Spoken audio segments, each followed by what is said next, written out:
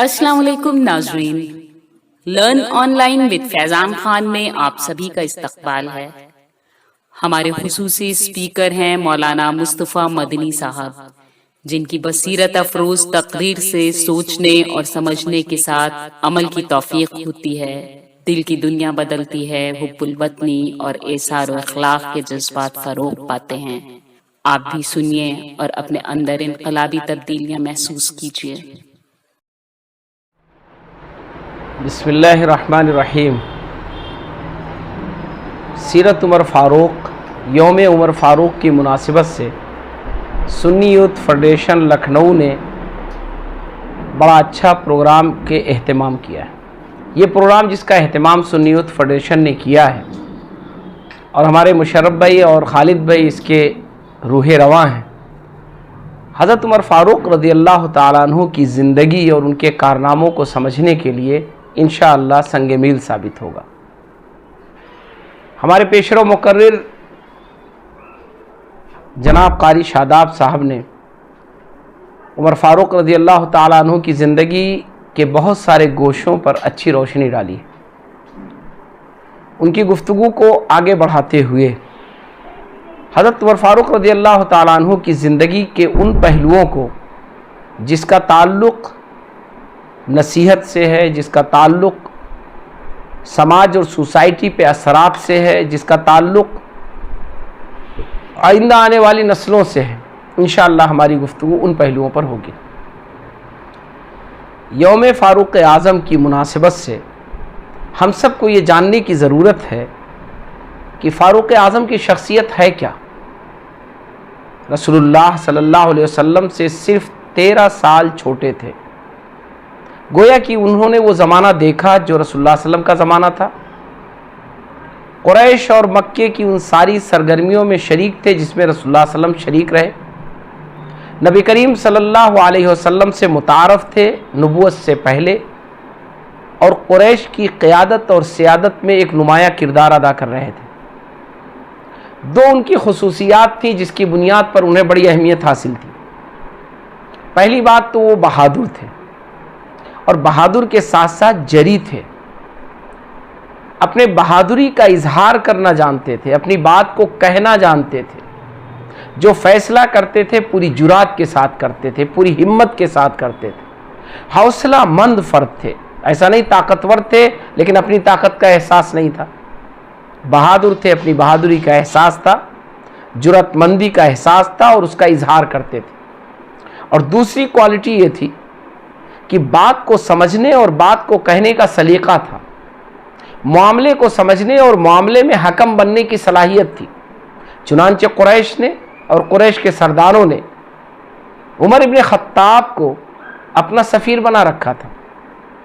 جتنے بھی باہر کے معاملات، دیگر قبائل سے معاملات، مکے آنے والے وفود کے معاملات، جو بین القبائل معاملات ہوتے تھے، ان میں گویا کہ وہ سفیر کا رتبہ حاصل رکھتے تھے، سفارت کا کام کرتے تھے۔ بات کو سمجھتے تھے، اپنی بات کو پہنچاتے تھے، معاملے کو سمجھتے تھے اور معاملے کا فیصلہ کرتے تھے، رائے رکھتے تھے اور اس رائے پر مستحکم انداز میں عمل کرتے تھے۔ بقیہ اس کے علاوہ ان کی زندگی ایک بدویانہ زندگی تھی، اونٹوں کو چرانے والی زندگی تھی۔ خود کہا کرتے تھے کہ میں تو اونٹوں کو چرانے والا ایک عرب ہوں۔ میرے والد کہا کرتے تھے کہ اگر یہ اونٹ نہیں چراؤ گے تو کیا کرو گے؟ چنانچہ میں ان کی مار کے ڈر سے اونٹوں کو چرایا کرتا تھا، لیکن سوجھ بوجھ اور صلاحیت کے آدمی تھے۔ نبی کریم صلی اللہ علیہ وسلم کی اسی لیے زوردار مخالفت کی۔ رسول اللہ صلی اللہ علیہ وسلم نے اعلان کیا اپنے اسلام کا، اپنی نبوت کا، اللہ کے آخری دین کا، اللہ کی آخری شریعت کا، قرآن کے اترنے کا، تو انہوں نے اس کی بھرپور مخالفت کی۔ باہمت، باحوصلہ انسان تھے، اس لیے سازش نہیں کی بلکہ کھل کر سامنے آ گئے اور غور و فکر کے بعد اس نتیجے پر پہنچے کہ کیوں نہ اسلام کو ہی ختم کر دیا جائے، اور رسول اللہ صلی اللہ علیہ وسلم پر تلوار اٹھا لی۔ اس سے پہلے اللہ کو کچھ اور منظور تھا۔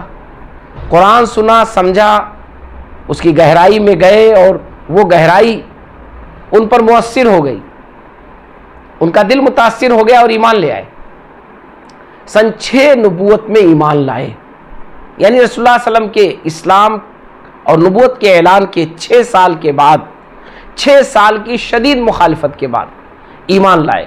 لیکن ان کی مخالفت ایسی نہیں تھی کہ وہ کمزور مسلمانوں کو ستاتے، وہ ان کو ستاتے تھے جو ان کے رشتہ دار تھے، ان کے قریبی تھے، ان کے ماتحت تھے۔ چنانچہ اپنے بہن بہنوں ہی کو مارتے تھے، اور اسی مارنے کے نتیجے میں قرآن سنا اور ایمان لے آئے۔ رسول اللہ صلی اللہ علیہ وسلم کے ساتھ سن 6 نبوی کے بعد مکہ مکرمہ میں جو وقت گزارا، تقریباً 8 سال کا، 7 سال کا، یہ 6-7 سال ان کے جو گزرے، یہ تقریباً رسول اللہ صلی اللہ علیہ وسلم کے ساتھ بہت ہی قربانی کی گزرے۔ پھر انہوں نے پوری قربانی دی، رسول اللہ صلی اللہ علیہ وسلم کا ساتھ دیا، حوصلے اور ہمت سے ساتھ دیا، بہادری اور دانشمندی کے ساتھ دیا، اور اس میں ایک چیز شامل رکھی ہمیشہ کہ رسول اللہ صلی اللہ علیہ وسلم کی سموطاعت، فرما برداری، رسول اللہ صلی اللہ علیہ وسلم کی بات کو ماننا، اپنی تمام بہادری ایک طرف اور رسول اللہ صلی اللہ علیہ وسلم کا فرمان ایک طرف۔ رسول اللہ صلی اللہ علیہ وسلم نے فرما دیا کہ نہیں یہی کرنا ہے تو بس وہی کیا انہوں نے۔ کبھی بھی انہوں نے اپنی بہادری اور اپنی طاقت کے زوم میں رسول اللہ صلی اللہ علیہ وسلم کے حکم کو نہیں ٹالا۔ سچے فرما بردار، سچے صحابی کا رول ادا کیا۔ نبی کریم صلی اللہ علیہ وسلم خوش ہوتے تھے ایسے بہادر انسان سے، جو بہادر انسان اوپر نہ صرف یہ کہ ان پر ایمان لایا ہو بلکہ ان پر فدا ہو رہا ہو، جو ان کا فرما بردار ہو، مطیع ہو، جو بات کو سنتا ہو اور مانتا ہو۔ یہی وجہ تھی کہ رسول اللہ صلی اللہ علیہ وسلم سے قریب ہوتے گئے، رسول اللہ صلی اللہ علیہ وسلم کے مشن کو آگے بڑھاتے گئے، رسول اللہ صلی اللہ علیہ وسلم کے مشن کو سمجھتے رہے، گہرائی سے سمجھتے رہے۔ حضرت اور صدیق رضی اللہ تعالیٰ عنہ اسی وجہ سے برابر ان کو اپنے ساتھ رکھتے تھے، ان کے فہم و فراست کی بنیاد پر، دین سے اپنے وابستگی کی بنیاد پر، شریعت کے لیے اپنے جذبے کی بنیاد پر وہ رسول اللہ صلی اللہ علیہ وسلم اور حضرت ابوبکر سے بہت قریب تھے، اور یہی نہیں، حضرت علی رضی اللہ تعالیٰ عنہ سے بھی بہت قریب تھے۔ بار بار حضرت علی رضی اللہ تعالیٰ عنہ سے وہ مباحثے کرتے تھے، گفتگو کرتے تھے، مشورے لیتے تھے۔ چنانچہ جب امیر المومنین بنے تو قضا کا پورا محکمہ اور قضا کے تمام معاملات حضرت علی رضی اللہ تعالیٰ عنہ کو بھیج دیا کرتے تھے۔ کہتے تھے کہ مجھے کوئی فکر نہیں ہے کیونکہ ابو الحسن ہم میں موجود ہے۔ ابو الحسن یعنی حضرت علی رضی اللہ تعالیٰ عنہ کہتے تھے کہ اگر کوئی بڑا معاملہ آئے گا، کسی فیصلے کی ضرورت ہوگی تو ہمارے پاس تو ابو الحسن موجود ہے، حضرت علی موجود ہے، وہ اس میں بہترین فیصلہ دیں گے۔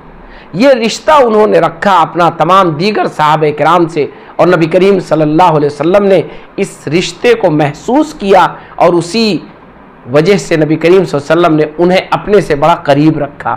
یہ مشن کا رشتہ تھا، دین کا رشتہ تھا، ایمان کا رشتہ تھا، دین کو سمجھنے کا رشتہ تھا، اللہ کی دعوت کا رشتہ تھا، اللہ کی طرف بلانے کا رشتہ تھا۔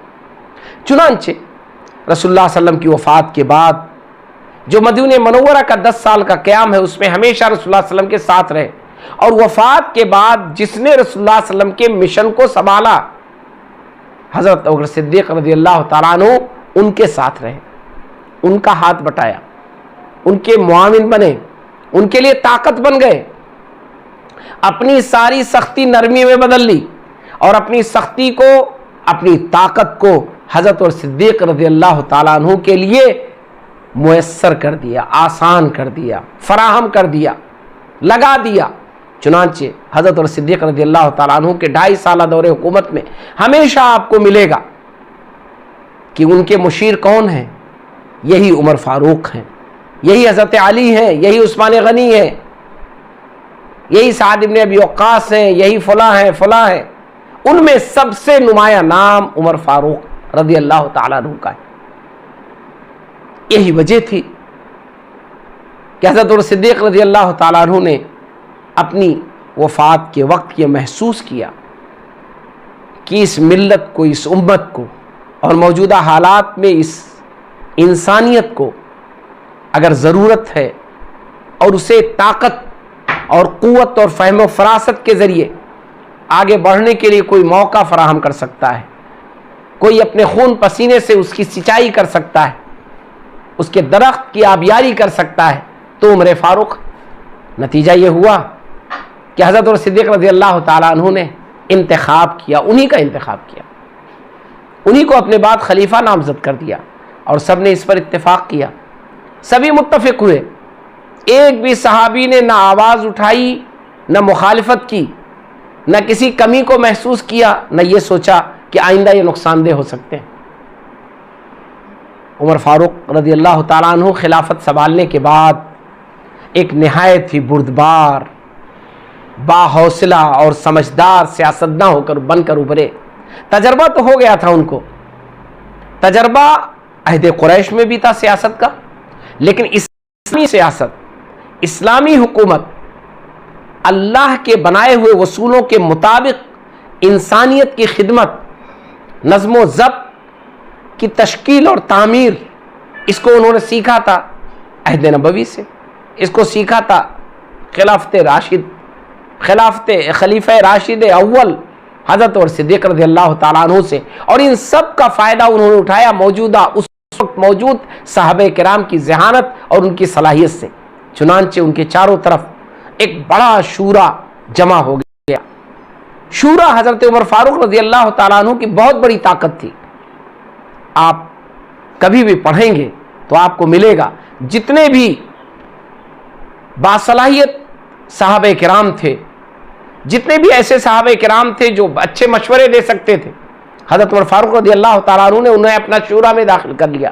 شورا کا ایک مستقل نظام بنایا، شورا کو ایک حیثیت دی انہوں نے، ایک طاقت دی انہوں نے، اختیار دیا انہوں نے، اپنی حکومت کے تمام معاملات میں شورا کو دخیل بنایا انہوں نے، ایک اجتماعیت کی اور ایک جمہوریت کی بنیاد رکھی انہوں نے یہ دکھا دیا دنیا کو کہ شورائی نظام وہ کتنا ضروری ہے ایک حکومت کے لیے، اور امیر المومنین ہو کر، با اختیار ہو کر، لوگوں کے لیے مطاع ہو کر کے، جن کی لوگ فرما برداری کرتے تھے، جن کے ہاتھ پر لوگوں نے بیعت کی تھی، ان کے مشوروں کو لینا، ان کے مشوروں سے حکومت کو چلانا، جمہوری نظام سے لوگوں کو فائدہ پہنچانا، یہ حضرت عمر فاروق رضی اللہ تعالیٰ عنہ نے سکھا دیا دنیا کو، اور یہ اسلامی بنیادوں پر سکھایا۔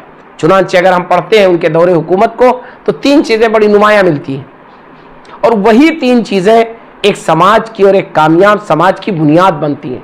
پہلی چیز، عدل و انصاف کو یقینی بنانا۔ اس قدر عدل و انصاف کو یقینی بنایا کہ ممکن نہیں تھا کہ کوئی شخص ظلم کرے اور بچ جائے، ممکن ہی نہیں تھا کہ کوئی شخص چھپ چھپا کر کے کسی کا حق مارے اور وہ مار کر کامیاب ہو جائے۔ لوگ کہا کرتے تھے ہو نہیں سکتا ہے، عمر موجود ہیں اور وہاں کوئی غلط بات نہیں ہو سکتی ہے، ایسا نہیں ہو سکتا ہے کہ ان کے دربار تک بات نہ پہنچے، وہ یہاں تک پہنچ نہ جائیں۔ اگر کسی نے بھی ظلم کیا تو وہ یہ سمجھتا تھا کہ عمر کا ہاتھ وہاں پہنچ جائے گا، عمر کا جو فیصلہ ہے وہاں تک آ جائے گا۔ یہی وجہ تھی کہ عدل و انصاف قائم ہو گیا۔ دوسری چیز جو خوشحال سماج کی بنیاد ہے وہ ہے لوگوں میں خوشحالی کو یقینی بنانا۔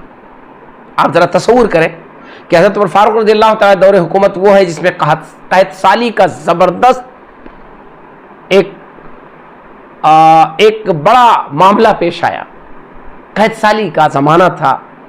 حضرت عمر فاروق رضی اللہ تعالیٰ عنہ نے اپنے اسٹریٹجک کے ذریعے، اپنی حکمت عملی کے ذریعے، تجارت کے اصولوں کو مستحکم کر کے اور لوگوں کو کاروبار اور سامان لینے دینے اور خرید و فروخت اور کھانے پینے کے سامان پر خصوصی طور پر توجہ دینے کے بعد انہوں نے اس قحط سالی کے زمانے کو بھی خوشحالی میں بدل دیا، اور لوگوں کے ساتھ وہ پریشانیاں نہیں آئیں جو قحط سالی میں متوقع تھی۔